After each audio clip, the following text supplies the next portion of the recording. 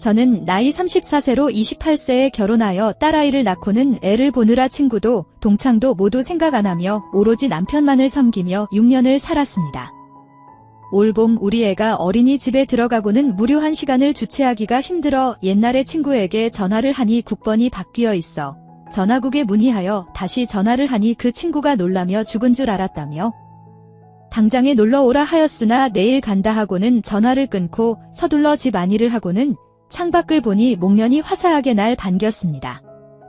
6년 동안 저 꽃도 볼 생각도 못한 내가 너무 미워 냉장고에서 남편이 먹던 맥주를 한 병 꺼내어 꽃을 보며 마셨습니다. 울컥 눈물이 나와 나도 모르게 쓴웃음을 짓고는 멍하니 있으니 애가 오더니 덤마 미워 하며 토라졌습니다. 왜? 하고 묻자 데리러 안 왔잖아. 하기에 아차 하는 생각에 시계를 보니 벌써 시계가 5시를 가리키고 있었습니다. 4시 50분이면 미니버스가 집 근처의 큰 길에 오면 내가 애를 데리고 왔는데 그만 깜박하였던 것입니다. 부산스럽게 저녁 준비를 하고 TV를 보고 있자 남편이 오기에 애를 불러 같이 저녁을 먹고는 남편에게 낮에 친구에게 전화한 이야기를 하자 남편이 다녀오라고 승낙을 하였습니다. 그리고 다음날 친구 집에 갈 마음에 바쁘게 설쳐 남편을 출근시키고 외출복을 갈아입으려니 마땅한 옷이 없었습니다. 모두가 유행이 지나간 그런 옷뿐이었습니다. 그러나 그 중에 조금 깨끗하고 화사해 보이는 것으로 입고는 애를 데리고 나와 미니버스에 타는 것을 보고는 버스를 타고 친구 집으로 향하였습니다. 친구 집에 도착하자 친구는 반갑게 뛰어나와 맞이하여 주었습니다. 커피를 타서 마시며 그동안의 이야기를 하다가는 친구의 휴대폰이 울리자 다른 곳으로 가서는 받고 오더니 수자야. 나랑 같이 나가자. 하며 옷을 주섬주섬 입고는 내 등을 밀었습니다. 엉겁결에 나는 친구를 따라 나섰습니다. 친구는 큰 길에서 택시를 잡더니 나를 밀다시피 태우고는 따라 타고는 목적지를 기사에게 이야기하자 목적지에 우리를 데려다 주었습니다. 차에서 내리자 친구 경란이는 큰 길가에서 서서 누구를 기다리는 듯 하였습니다. 예. 어디서 누굴 만날 건데 이렇게 서 있어? 하고 묻자 웃으며 남자친구. 하기에 놀라 너 남자친구 만나는데 내가 왜? 하자 등. 내 남자친구가 자기 친구랑 같이 온다고 해서 하기에 제가 미쳤니? 나갈래? 하자 손을 잡고는 너 가면 내가 이상해져. 밥이나 얻어먹고 오자 하며 애원반 협박 반하였습니다. 나는 할 수 없이 서 있으니 잠시 후 승용차가 한 대 오더니 우리 앞에 정차를 하더니 크락션을 울리자 경란이가 안을 보고는 내 손을 잡고는 뒷자리로 태우고 문을 닫더니 앞으로 탔습니다. 그러자 차는 출발을 하는데 옆에는 40대 초반으로 보이는 남자가 타고 있었고 운전하는 사람도 40대 초반으로 보였습니다. 고개를 돌려 지나가는 경치를 보는데 경란이가 뒤돌아보며 수자야. 이 사람이 내 남자친구인 박인석 씨고 너 옆에 앉아 계시는 분은 이 사람 친구인 전현식 씨야. 인사해 하자 그들이 자기 이름을 말하며 웃기에 나도 건성으로 내 이름을 말하고 다시 창밖을 보다가는 경란이가 뭐라 하는 소리에 앞을 보니 운전하던 사람이 경란이에 당황하여 다시 얼굴을 붉히며 창밖을 보자 옆에 앉아있던 남자가 빙긋 웃고는 그냥 있었습니다. 한참을 가자 강변의 식당들과 모텔들이 질비하게 늘어 서 있었습니다. 운전하던 사람이 가든 한 곳으로 미끄러지듯이 차를 주차하고는 내리자 경란이도 내리더니 남자친구와 함께 안으로 들어가자 나도 말없이 그들을 따라 들어갔습니다. 그러자 안에서 종업원인 듯한 사람이 작은 방으로 안내하자 따라가니 같이 온 남자가 나에게 방석을 권하기에 깔고 앉았습니다. 경란이는 자기 남자친구 옆에 앉아 온갖 아양을 떨며 좋은 듯 희희낙낙하고 있었습니다. 정말 어색하기 짝이 없는 그런 자리였습니다. 고개를 푹 숙이고 있는데 경란이가 현식씨. 오늘 현식씨가 한방 쏘는 거죠? 하자 당연하죠. 이렇게 미인을 모시고 오셨는데 제가 쏘아야지 누가 쏘겠어요. 하자 제. 학교 다닐 때부터 퀸카였어요. 라 말하였습니다. 저의 이야기란 것을 알고는 더욱 더 얼굴이 붉어지는 기분이었습니다. 잠시 후 술과 고기가 들어오고 종업원이 고기를 구워주려 하자 경란이가 우리가 구울 테니 다른 일 보라고 하자 그 여자는 문을 닫고 나가자 경란이가 자기 남자친구에게 술을 권하고는 내 옆에 남자에게 권하자 그 남자가 술병을 빼앗듯이 받아들고는 나에게 권하기에 안 받으려 했으나 계속 병을 내 앞으로 내밀기에 어쩔 수 없이 한 잔 받자 그 남자는 술병을 내 앞에 턱 놓고는 술잔을 든 손을 내 앞으로 내밀자 또 어쩔 수 없이 그 남자에게 술을 따라 주었습니다. 그러자 경란이가 술잔을 들고는 브라보 하자며 제안하자 세 명이 술잔을 들고 나를 보기에 나도 떨리는 손으로 잔을 잡고 잔을 가져다 대자 첫 잔 원샷 안 하면 벌금 10만원 하며 저의 잔에 부딪히고는 브라보를 외치고 마시자 나도 10만원이란 말이 무서워 바로 마셨습니다. 잘 드시네요 하며 옆에 남자가 다시 권하였습니다. 잔을 받아 식탁 위에 놓고 가만히 있자 경란이가 웃으며 해. 현식씨 나쁜 분 아니야. 걱정 말고 편안하게 사귀어봐 하며 식탁 밑으로 발을 뻗치며 말하였습니다. 그러자 경란이 남자친구가 수자씨 아마 저 친구 사귀어 보시면 먼저 중신 턱 내신다고 자청할 겁니다 라고 말하자 정말로 쥐구멍이 있으면 들어가고픈 그런 마음이 들었습니다. 경란아 나 갈래 하며 일어서려 하자 옆에 남자가 잡으며 왜 이러세요? 저 그런 놈 아닙니다. 하며 다시 앉게 당기자 어쩔 수 없이 다시 앉았습니다. 그러는데 경란이가 자기야. 우리 러브샷 한번 하자 하는 말에 러브샷이 뭔지 궁금하여 곁눈질하여 보니 술잔을 들고 서로의 팔을 감더니 마셨습니다. 속으로 아, 저것이 러브샷이구나 하는 생각에 피식 웃음이 났습니다. 옆에 남자가 내가 웃는 것을 보았는지 수자씨 우리도 러브샷 한번 할까요? 하기에 고개를 젓자 그 남자는 무안한지 그냥 술잔을 입으로 가져가더니 단숨에 마셔버렸습니다. 나도 머뭇거리다가 내 얼굴에 붉은 빛을 상쇄시키려고 술잔을 비우자 이번에는 경란이 남자친구가 병을 들고는 나에게 권하였습니다. 그만 마실게요 하며 잔을 탁자 아래로 내리자 내 옆에 남자가 잔을 든 손을 잡고는 들어 올리자 경란이 남자친구가 잔을 채워주었습니다. 잔을 탁자 위에 놓고 혼자서 남자가 슬며시 나는 마치 최면술에라도 걸린 듯 그 남자를 저지할 수가 없었습니다. 놀랐습니다. 지금껏 남편만을 알았던 나는 부끄러워 고개를 숙였습니다. 그 남자가 일어서자 나도 따라 일어서며 이제 집에 가겠구나 하는 안도의 숨이 나왔습니다. 그리고는 내려오니 그 남자가 계산을 하고는 다시 차에 오르자 차가 출발을 하였습니다.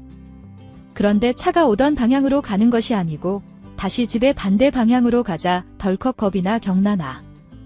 집에 안 가고 어디로 가니? 하고 묻자 경란이가 피식 웃으며 얘는 모두 술 마셨는데 음주 단속 걸리면 어쩌려고 하기에 멋모르고 고개를 끄덕이자 차가 조금 가더니 한 모텔 안으로 들어갔습니다. 그러자 경란이가 남자친구와 먼저 안으로 들어갔습니다. 나는 그냥 차 안에 앉아있자 그 남자가 내 쪽에 문을 열고는 술 깰 때까지 잠시 있다가 가시죠 하기에 밀려서 들어갔습니다. 무섭고 두려웠으며 또 직장에 간 남편에게 미안한 생각이 들었습니다. 그러나 그 남자는 남편과는 비교가 안 될 정도였습니다. 남편과의 결혼 생활이 6년 되었지만 이런 세계가 있다는 건 정말 처음 알았습니다. 한편으론 그동안 고마웠던 남편이 원망스러워지기 시작했습니다. 내가 이런 걸 왜 모르고 살아왔던 건지 그 이후로 난 외출이 부쩍 늘어날 수밖에 없었습니다. 안녕하세요. 저는 30대 후반의 여자입니다. 저는 가난한 집에서 태어나 20살 때부터 격리로 일했어요. 친구들은 대부분 대학에 갔는데 저만 취업을 했죠. 그때는 그게 왜 그렇게 서럽던지 20살밖에 안 된 여자애가 회사에 취업을 했으니 얼마나 어리숙했겠어요. 선배들에게 혼도 참 많이 났습니다. 이러다 잘리는 건 아닌가 걱정했는데 다행히 잘리진 않고 잘 버텨서 저도 연차가 좀 쌓이기 시작했어요. 그런데 고졸이라는 이유로 아직 어리다는 이유로 여기저기서 참 많이 차였어요. 아무래도 이직을 하는 게 낫겠다 싶어서 팀장님께 사직서를 냈습니다. 그런데 며칠 뒤 갑자기 사장실에서 호출이 왔어요. 어리둥절해서 가보니 티셔츠에 청바지를 입은 젊은 남자가 사장실 안에 있더라고요. 저 사장님이 부르셔서 왔는데 사장님은 어디 계세요? 혹시 격리팀에... 네, 맞아요. 사장님 안 계신 것 같은데? 어떻게 봐도 회사원 같지가 않아서 의심스럽게 보는데 그 남자가 저더러 앉으라며 자리를 권하는 겁니다. 일단 앉으세요. 차라도 드릴까요?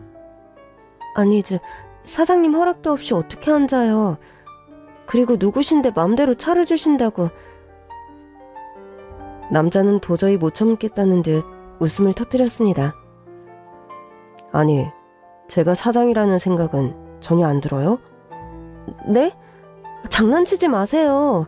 사장님이 무슨 이런 옷차림으로. 사장은 티셔츠에 청바지 입으면 안 되나요?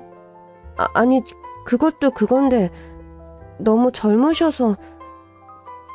젊어도 사장할 수 있죠. 속일 사람을 속여요. 제가 나이는 어려도 벌써 회사 생활이 몇 년 차인데 사람들한테 사장님 얘기는 여러 번 들었지만 젊다거나 청바지 입고 다닌다는 소리는 들어본 적도 없네요. 얘기 들었어요. 나이 많은 신입들이 단체로 따돌렸다던데. 네? 그래서 관두려는 거예요? 뭐 다른 회사에서 이직 제안이 온 건 아니고요? 그런데 너무 자연스럽게 사장처럼 굴더라고요. 진짜 사장님이세요? 네, 맞아요. 제가 그 소리 소문 없던 사장입니다. 부잣집에서 태어나 젊은 나이에 사장이 되긴 했는데 나름 능력도 출중한 편이에요. 그래서 말인데 제가 그 문제를 해결해드리면 안 나가실 건가요? 사장님 죄송해요. 제가 나이가 어려서 서름을 많이 겪다 보니 괜한 자격지심이 있었나 봐요. 근데 그게 해결이 될까요? 말했잖아요. 나 나름 능력도 출중하다고. 그리고 다음 날부터 저는 사장님의 비서로 출근하기 시작했습니다. 순식간에 직급이 올라간 겁니다. 제가 사장 비서가 되고 나자 저를 무시할 수 있는 사람은 아무도 없더라고요. 비서로 근무한 지 1년쯤 지났을 때 사장님이 불쑥 그러더라고요. 저 오늘 생일이에요. 네? 사장님 생신 축하드립니다. 아유, 이러다 아주 경아드리겠다고 하겠네. 생신이 뭐예요? 젊은 남자한테.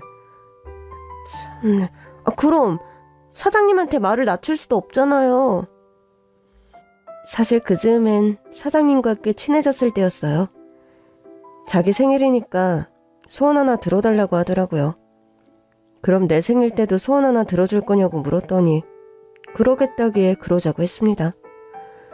그랬더니 저를 데리고 근사한 레스토랑을 가더라고요. 저랑 같이 생일밥 먹어줘요. 그게 내 소원. 저랑 밥 먹는 게 소원이라고요? 신비서가 왜 내 비서가 됐을 것 같아요? 네? 내가 한가해서 격리 직원 하나의 사정까지 다 알고 지냈을까요? 우연히 봤어요. 웬 여자 직원이 청소부 아주머니를 도와주고 있더라고요. 누군지 알아보라고 했더니 격리팀이라고 하더라고요. 그래서 내 나름의 조사를 좀 했죠. 마침 직장 생활이 힘들어 퇴직한다고 하길래 비서실로 데리고 온 거고요. 사장님은 그 자리에서 저에게 말했습니다. 앞으로 1년 뒤에 나랑 결혼하는 겁니다. 그렇게 알고 준비해요. 네? 그게 제 남편의 프로포즈였습니다. 그러나 고졸 출신의 격리인 제가 대대로 부자인 그와 결혼을 하는 건 시작부터 쉽지 않았어요. 시댁에 인사를 간 날도 찬바람 쌩쌩 부는 시어머니로 인해 얼마나 오들오들 떨었는지 모릅니다. 네 주제, 우리 집 며느리가 가당키나 하니? 드라마에서나 보던 재벌가 사모님 대사를 저한테 하시는데 솔직히 도망치고 싶더라고요. 그런 저에게 남편이 생각지도 못한 고백을 했습니다. 저분 내 친어머니 아니셔. 걔 뭐야? 뭐?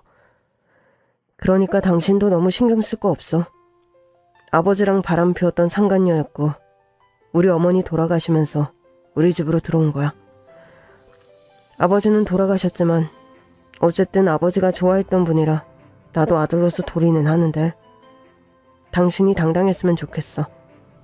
나 아버지한테 회사 물려받은 건 맞는데 내 능력으로 이만큼 키운 거야. 당신은 그 사장의 아내고. 저희 남편은 참 여러모로 듬직하고 좋은 사람이었어요. 솔직히 말해 가난한 집에서 태어나 고졸의 격리 출신인 제가 넘보기엔 넘치는 사람이었죠. 그런데 그 사람은 제 여린 마음까지 돌봐주더라고요. 결국 남편을 믿고 결혼하기로 했어요. 결혼 후 시어머니는 대놓고 저에게 비아냥거리기 시작하셨습니다. 넌 도대체 무슨 배짱으로 우리 집에 시집 온 거니? 내 말이 우습디? 내가 첩이라서? 어머니, 그게 무슨 말씀이세요? 저는 그냥 신랑이 좋아서. 좋았겠지. 돈도 많고 네 컴컴한 인생의 벽 같았겠지. 그건 말씀이 너무 심하신 거 아니에요? 뭐가 심해? 내가 네 속을 모를까봐? 나도 알아. 나한테도 우리 영감탱이가 한 줄기 빛이었으니까. 그러니 누가 반대해도 잡고 싶은 네 속은 알겠다만. 곧 교수동서 들어오는 건 알고 있었니? 물론 처음 듣는 이야기였습니다. 그러나 교수동서가 들어오든 말든 저도 시어머니께 한마디는 해야 했어요. 어머니, 저 가난한 집에서 태어나 고졸의 격리로 산 거 맞는데요. 그래도 제 밥벌이는 제가 하고 살았어요. 남편이 제 인생에 벼처럼 따뜻한 사람인 건 맞지만 그렇다고 겨우 찾은 한 줄기 빛은 아니었다고요. 어머, 이 바락바락 대드는 것 좀 봐. 그러니까 너 지금 내가 밥벌이도 못하다가 첩으로 들어왔다고 무시하는 거니? 아니, 제가 어머니가 밥벌이를 하셨는지 안 하셨는지 어떻게 알아요? 처음엔 욱하는 마음에 말대꾸도 했지만 그래봤자 말싸움만 길어진다는 걸 알고 나중에는 그만뒀습니다.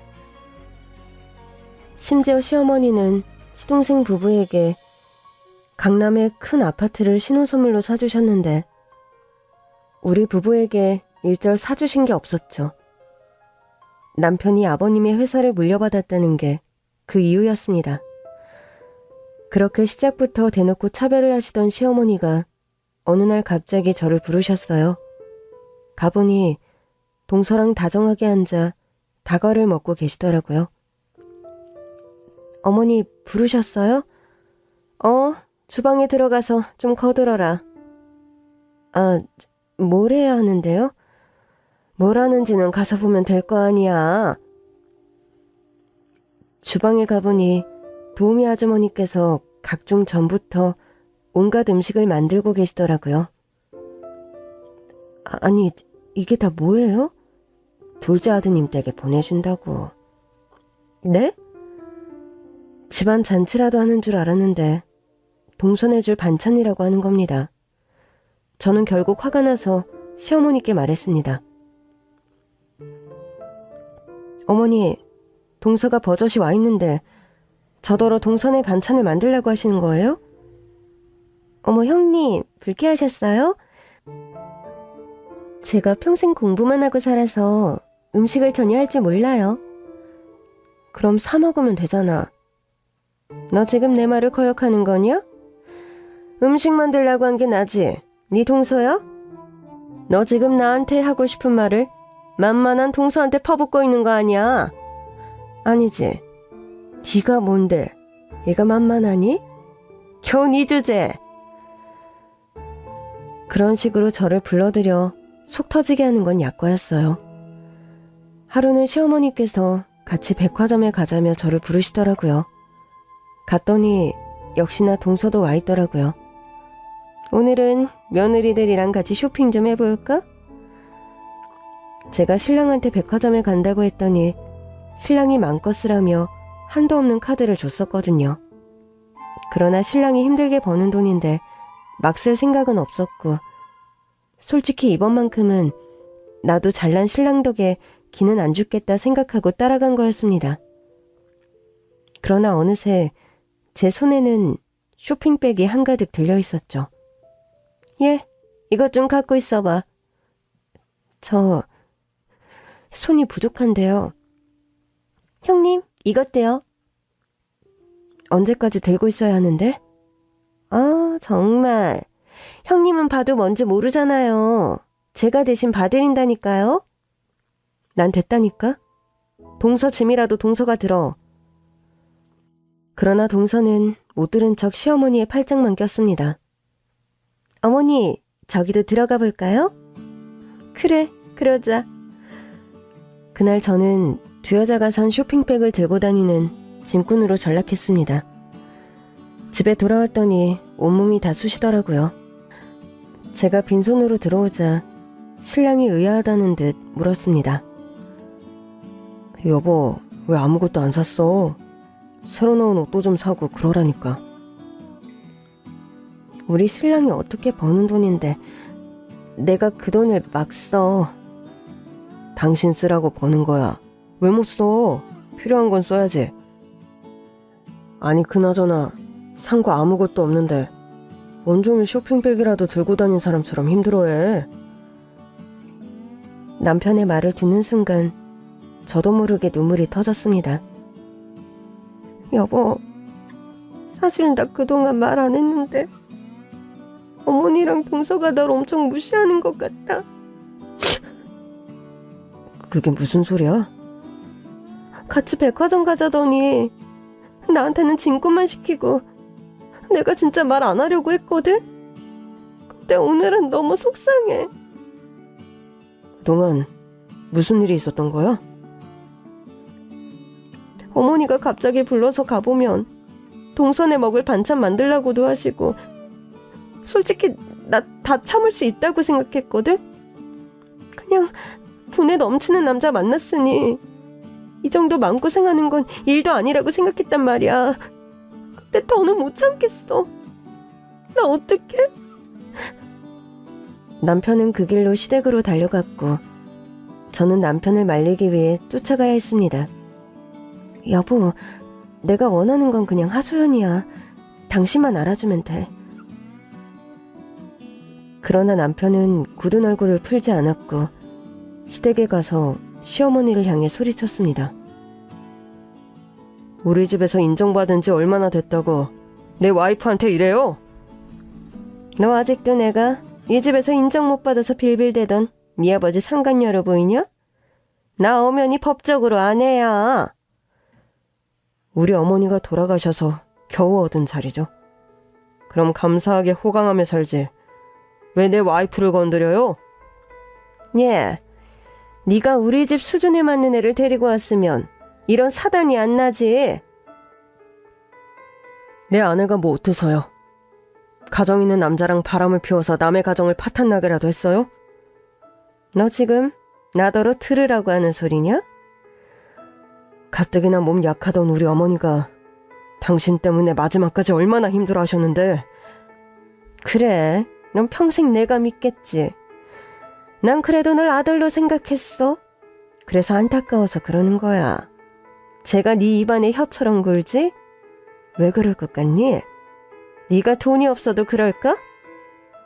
뭐 눈에는 뭐만 보이는 법이에요.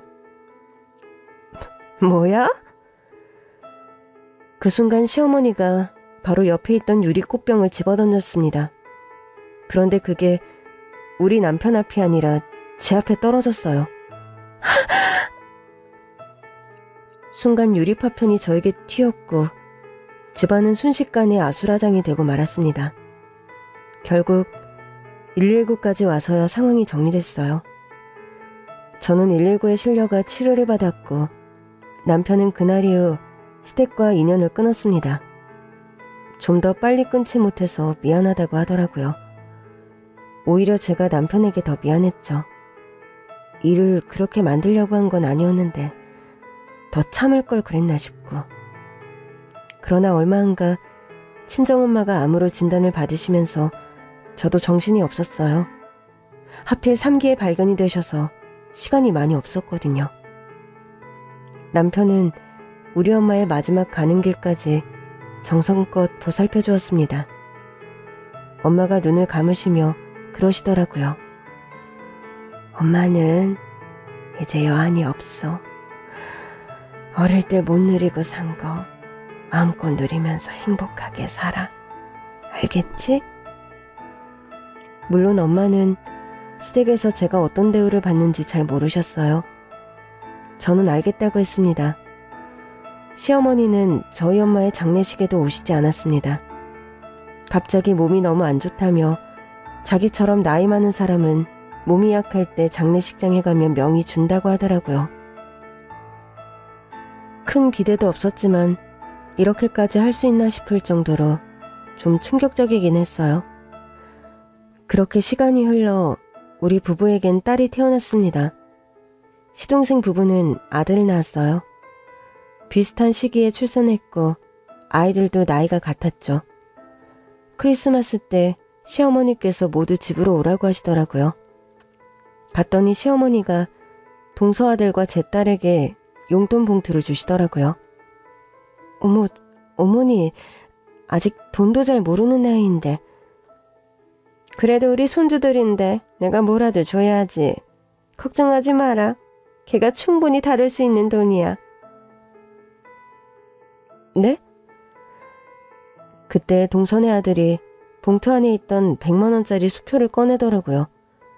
저는 깜짝 놀라서 딸에게 봉투를 열어보라고 했습니다. 사실 저는 100만 원이면 거절할 생각이었어요. 아이들이 받기에 너무 많은 용돈이라고 생각했거든요. 그런데 제 딸의 봉투 안에는 1,000원이 들어있었습니다. 제 표정을 본 시어머니가 재밌다는 듯 물었습니다. 왜? 네가 원하는 대로 애가 다룰 수 있을 법한 돈을 줬는데 실망이냐? 제가 동서의 아들 100만 원과 제 딸의 1,000원을 번갈아가며 보고 있자 동서가 웃음을 터뜨리며 말하더라고요. 형님 수준은 1,000원이면 족하죠. 그러면서 시어머니와 동서가 비웃기 시작하는데 우리 딸이 아직 어린 게 다행이다 싶었습니다. 그날 밤 서러워 울다 잠이 들었어요. 그래서였을까요? 꿈에 친정엄마가 나오더라고요. 엄마는 울고 있는 저를 그저 웃으며 보고 있었어요. 꿈인데도 그마저도 서러워서 따져 물었던 것 같아요. 엄마, 내가 우는데 웃음이 나와? 그랬더니 엄마가 저를 보면서 무슨 말을 하더라고요. 응? 뭐라고? 처음엔 잘 들리지 않았어요. 그래서 연거푸 다시 물었더니 들리더라고요. 내 일기장 잘 봐. 일기장이라면 엄마가 남기고 간 유품 상자에 들어있었습니다. 꿈에서 깨 눈을 떴더니 새벽 3시더라고요. 저는 엄마의 유품함을 찾아 일기장을 꺼냈습니다. 그리고 그 일기장을 펼친 순간 1,000원이 1,000억이 되었습니다. 그때 마침 시댁에 들렀다가 회사로 돌아갔던 남편이 들어오더라고요. 여보, 이리 좀 와봐. 저는 남편을 급히 불렀습니다. 사실 그날 우리 부부가 시댁에 간 이유가 있었어요. 연을 끊고 살았기 때문에 딸을 낳은 뒤론 한 번도 간 적이 없던 시댁이었습니다.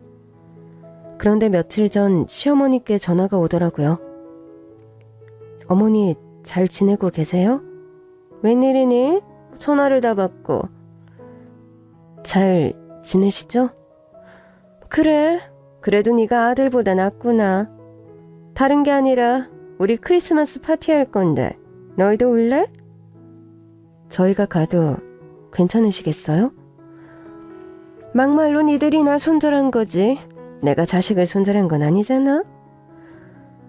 손절의 원인을 제공하신 분이긴 했지만 연을 끄는 건 우리 쪽이 맞았어요. 그렇긴 한데 분위기 흐릴까 봐요. 그럴 게 뭐가 있어. 나도 연락 끊고 산 동안 느낀 게 많아. 뭐 할 말도 있고. 니들 요즘 상황이 안 좋던데. 어머니 알고 계셨어요?